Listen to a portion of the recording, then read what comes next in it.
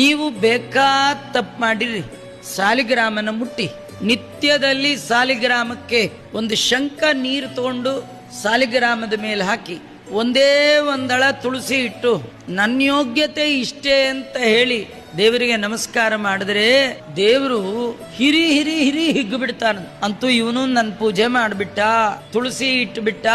ಏಕೇನ ತುಳಸಿ ದಲೇನ, ಒಂದಳ ತುಳಸಿ ಮೇಲೆ ತುಳಸಿನ ತೆಗೆದು ನನ್ನ ಮೇಲೆ ಇಟ್ರೆ ಇಡೀ ಜೀವನ ಅವ್ರದ್ದು ನೋಡ್ಕೊಳ್ಳೋ ಹೊಣೆಗಾರಿಕೆ ನಂದು ಅಂತಾನೆ. ನೀವು ಎಲ್ಲೆಲ್ಲೋ ದುಡ್ಡಿಟ್ಟು ಇನ್ಶೂರೆನ್ಸ್ ಮಾಡಿಸಿದೀನಿ ಏನ್ ಯೋಚನೆ ಇಲ್ಲ ಅನ್ಕೋಬೇಡಿ.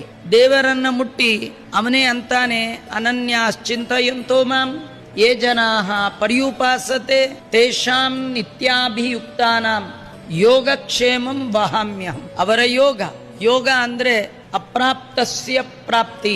ನಿಮ್ಗೆ ಜೀವನದಲ್ಲಿ ಏನ್ ಬರಬೇಕು ಅಂತಿದೆ ಅದು ಇಮ್ಮಿಡಿಯೇಟ್ ರಿಲೀಸ್ ಆಗುವ ಹಾಗೆ ನಾನು ನೋಡ್ಕೊಳ್ತೇನೆ. ಕ್ಷೇಮ ಅಂದ್ರೆ ಪ್ರಾಪ್ತಸ್ಯ ಪರಿರಕ್ಷಣಂ. ಕೊಟ್ಟು ಕಾವನು, ಕೊಟ್ಟದ್ದನ್ನ ರಕ್ಷಣೆ ಕೂಡ ಅವನೇ ಮಾಡ್ತಾನೆ. ಹಾಗಾಗಿ ಕೊಡುವವನು ಕಾಯುವವನು ನಾನೇ. ನೀವು ಒಂದೇ ಕೆಲಸ, ಒಂದ್ ಶಂಕ ನೀರ್ ಹಾಕಿ ಒಂದ್ ತುಳಸಿ ಹಾಕಿ ಸಾಕು.